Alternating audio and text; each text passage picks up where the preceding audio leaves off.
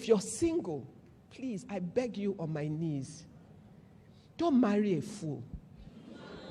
Don't marry a guy because he has money, he's handsome, he's tall, he's this. Haven't you seen tall men become short as they get fat?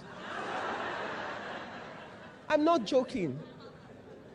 Haven't you seen the coolest guy before? He had a lot of hair. Soon enough, he's what? He's bald.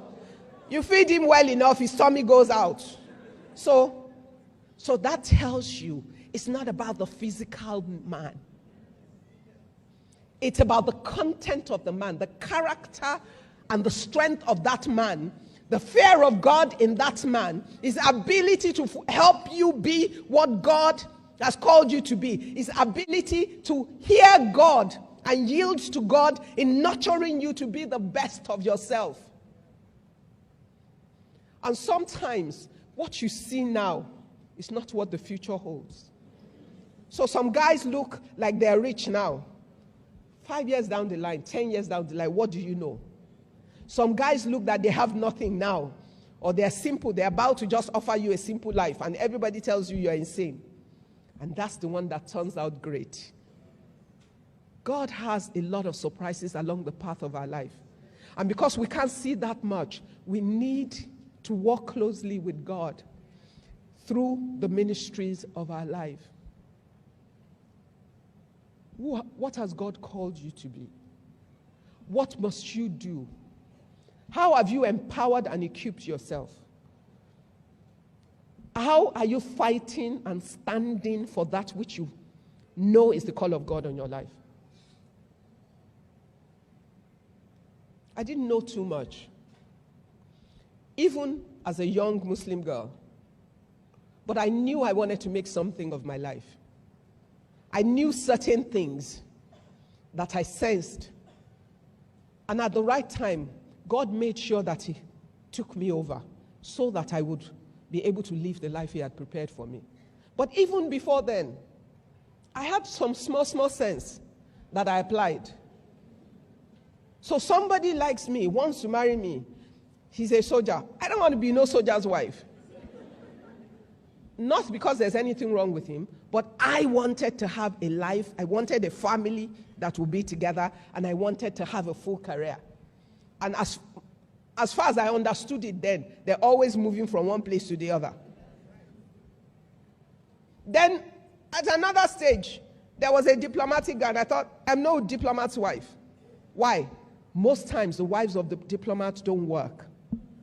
They follow their husbands to the different stations. They do some work to keep busy when they're in those countries, but they can't have a full career. And I knew I wanted to make something of my life. I didn't really know what it was, but I sensed in my life that I wanted to make something of my life. So I took hard decisions as a young girl. I said, no, I'm not doing that. Then somebody had a fancy idea that since I was a Muslim girl and there was somebody who loved me and had plenty of money and everything, I would make somebody's second wife. And I thought, me. I'm nobody's second wife. Somewhere, there's my own husband. And everybody told me, you know, you're too smart and ambitious as a young woman. Most young men can't cope with you. You're going to end up marrying an older person. I said, I don't care. If that's the older person that is called to me, as long as he has the capacity to help me to be me. But God in His wisdom, as I stood, I met the Lord. As I met the Lord, I met my husband months before I met the Lord. Same year. I met my husband in January. I became a Christian months to my wedding. It's true. And in that year, by the end of that year, I gave my life. I got married. What I'm saying is this. It looks like, let me just marry this guy. It's a key success factor in your life. Your ability to be your spouse is key. So if you're single, be deliberate about the considerations that lead to that decision. It's not an emotional decision. It's a practical decision based on your prayers, your discernment, and your ability to look at the situation and make a call. Women love men very easily. A man that is good to you every day, you love him. And the one you think you're madly in love with that beats you up every day, you soon hate him. Choose your path. Invest in yourself.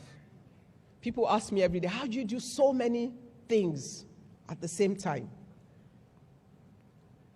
I am focused on what I want to do. Whatever I sense, this is where the Lord wants me to go, I will fight for it in every way.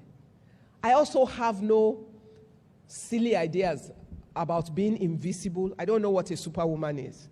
I just know a woman who loves God and trusts God and who is willing to follow God every step of the way. I have no problem whatsoever delegating things to people. I don't play to my weakness. I play to my strength. If somebody is better at something than me, I don't do it. I give it to somebody else, that person, to do.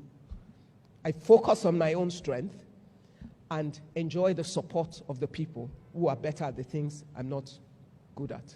Why? It's a waste of time for me trying to catch up when somebody already can do it better than me. I will play to my own strength, and everybody else has to be trying to catch up with me. People. The other part of it is people. People in your life will make a difference. People.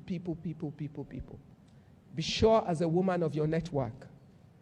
Let your support base be critical to where you're going. Find the right voices around you that will encourage you and lead you and support you in line with where you want to go.